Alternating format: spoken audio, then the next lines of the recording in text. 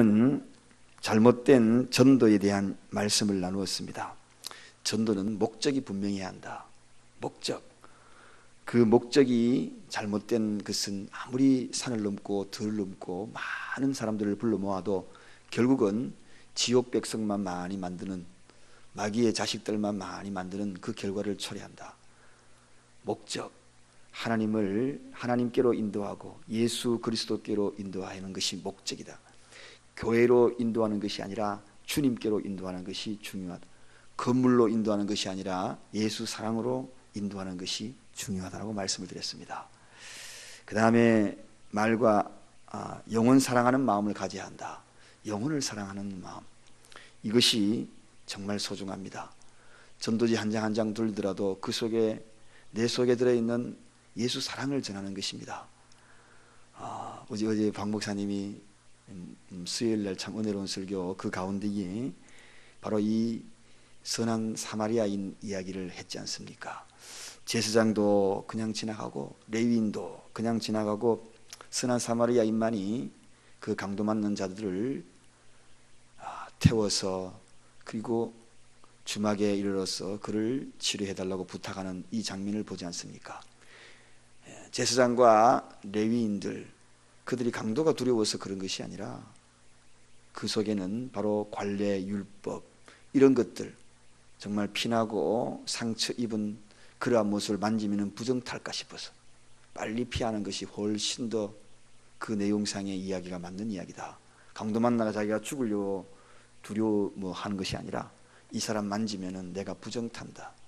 율법적으로 그런 관례와 율법들이 있기에, 그것 때문에 여러분, 세상의 어떤 그런 것도 사랑 앞에 앞설 수 없는 것입니다.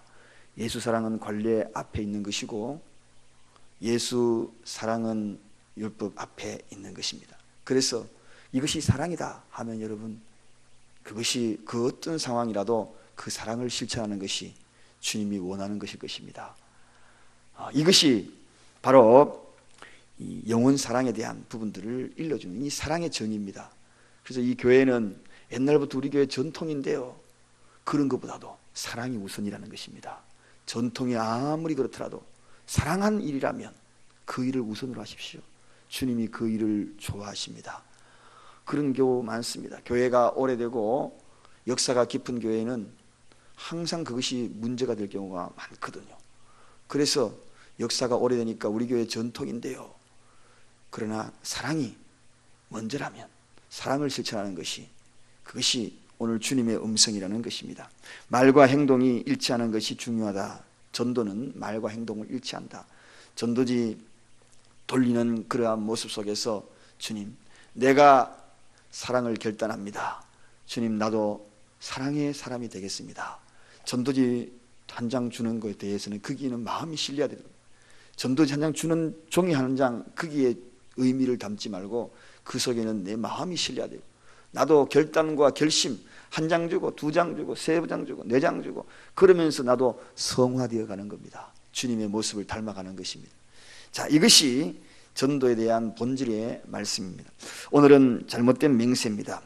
여러분, 맹세 참 잘해야 합니다. 오늘 바리새인과 서기관들은 계속해서 화 있을진저, 이제 오늘 이 말씀도 이 화에 대한 이야기를 나누고 있습니다.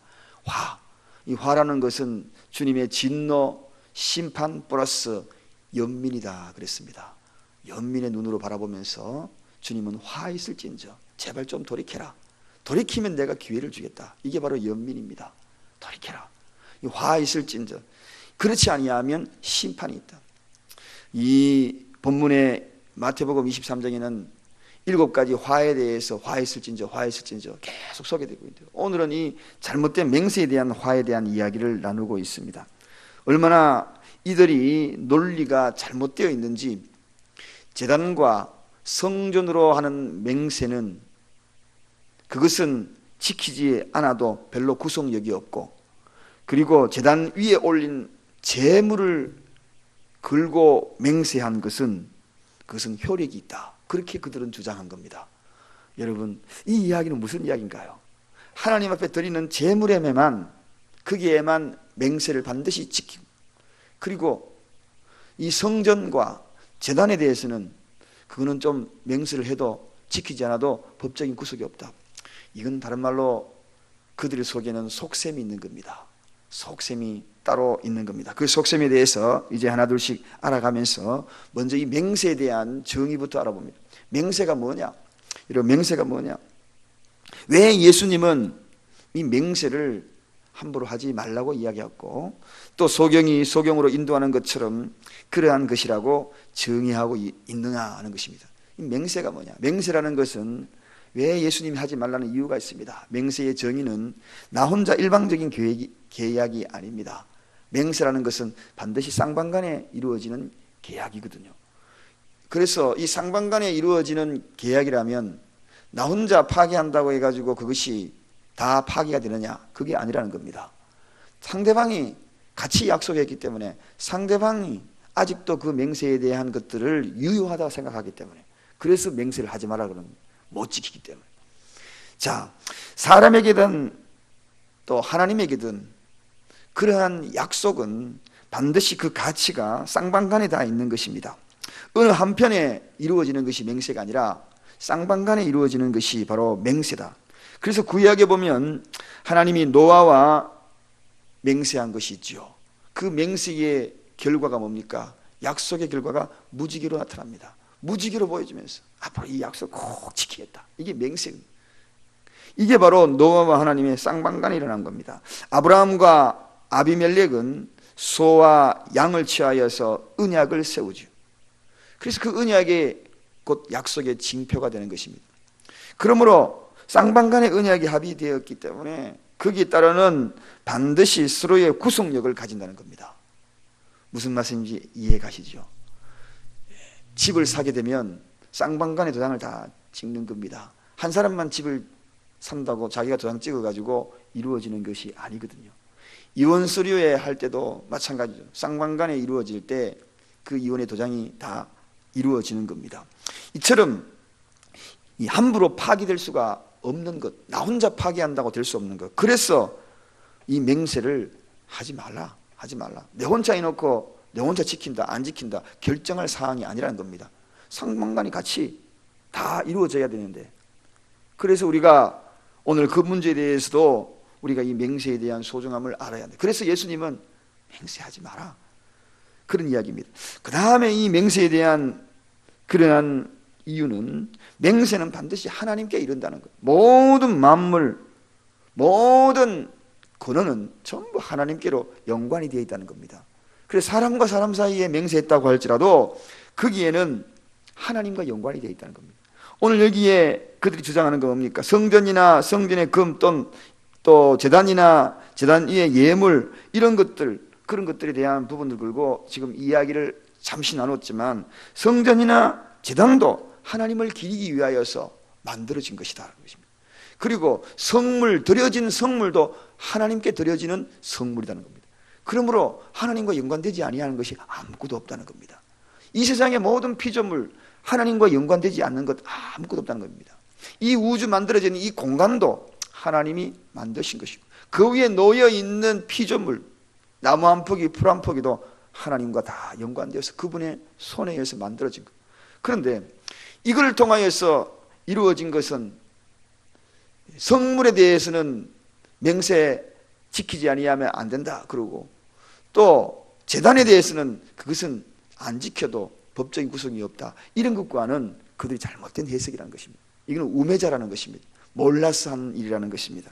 그러므로 모든 맹세는 함부로 할 것이 아니라, 왜? 하나님과 다 연관이 되어 있다. 여러분 앞에서도 언급하였듯이 이 맹세를 인정하고 하나님 앞에서 반드시 실행해야 될 이유가 있는 것이 바로 이런 것입니다. 우리의 입술에서 쉽게 맹세하는 것, 이런 모든 맹세들이 그저 사물을 생각하고 어떤 환경을 생각하고 내가 어떤 마음의 결심을 생각하고 하다 할지라도 하나님과 쌍방간에 이루어진다는 거 여러분 잊지 마시기 바랍니다. 그래서 예수님은 이 맹세를 금하는 것입니다. 마태복음 5장 33절 37절 전부가 다 맹세에 대하니, 야고보서 5장에 대한 부분도 보면은 전부 맹세에 대한 어떤 것을 맹세하고 하지 말아라는 이야기가 그게 줄곧 소개가 되고 있거든요. 여러분 거짓 맹세는 아주 중요한 의미를 담고 있는 이유가 바로 여기에 있는 겁니다. 하나님을 속이는 일이기 때문에 거짓 맹세는. 그래서 맹세하지 마라. 어떤 특정 그런 피조물에게 중요한 그러한 마음을 가지고 어떻게 결정한다 할지라도 그것은 하나님의 이름을 걸고 하는 것이다. 모든 것의 근원은 하나님께로 왔기 때문에 그래서 맹세하지 말라는 것입니다. 제단이든 제단에 올려진 예물이든 이 모두가 다 하나님의 연관성이 다 있다는 것, 근원은 다 하나님께로 나타난 것. 그래서 우리가 쉽게 맹세하지 말라는 것입니다. 또 하나의 이 맹세는 하지 말라는 이유가 있습니다.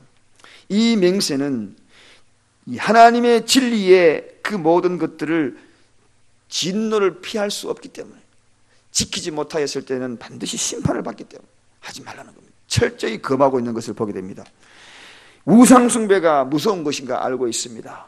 그렇죠. 우상숭배 하지 말라고 출애굽기, 그 다음에 이사야 등등에 수없이 거론하고 있지 않습니까? 결국은 이 맹세를 지키지 않는 것은 다른 말로 이야기하면 우상숭배하는 것과 마찬가지다. 그렇게 정의를 하고 있습니다. 그러므로 우리가 맹세하고 안 지켜버리면 놔두는 것은 당연히 하나님의 심판과 진노를 살 수밖에 없는 것이죠. 사랑하는 여러분, 내 자신을 기만해도, 내 자신을 허위와 외식을 해도 하나님이 분노하시는데, 하나님을 분노케 하는 이 맹세가 지키지 못함으로 이루어지는 것이 얼마나 어리석은 일인가. 그러한 일들을 오늘 이 서기관과 바리새인들에게 이야기해 주고 있습니다. 그래서 잘못된 맹세관을 갖고 있는 이들을 향하여 너희들은 소경이다.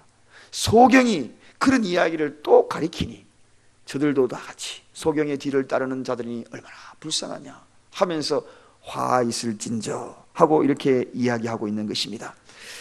결과적으로 우리가 오늘날 하나님께서 은혜를 구하고 오직 우리의 마음이 주님께로 향해야 될 이유는 예수 그리스도를 통하여서 우리의 마음이 자유케 되는 것, 그 이상의 그 이하도 없고, 우리가 할 수 없는 그 맹세를 걸고 많은 사람에게 자랑거리로 삼는 것만큼 어리석은 것이 없다는 것을 다시 한번 깨우쳐주는 것입니다. 사랑하는 여러분, 오늘 이 시대에도 이런 일이 종종 일어나고 있어요. 그러한 맹세를 수시로 하면서 거리낌이 없는 삶을 살아가는 이들이 너무나 많습니다. 수없이 많은 그러한 죄를 범하는 이 시대에 살아가고 있습니다. 교회도 그러고 성도도 그러고. 그러므로 우리가 오늘 이 시간에 하나님 앞에 행여나 그런 일들이 있다면 다 용서를 구해야 합니다. 연민의 정으로 바라볼 때마다 거짓부렁의 맹세가 얼마나 무서운지 화 있을진저 주님은 그렇게 이야기하고 있는 것입니다. 그래서 우리의 모든 모습을 돌아보면서 그러한 모습들이 있는 것들을 오늘 이 시간에 하나님 앞에 다 내려놓으십시오.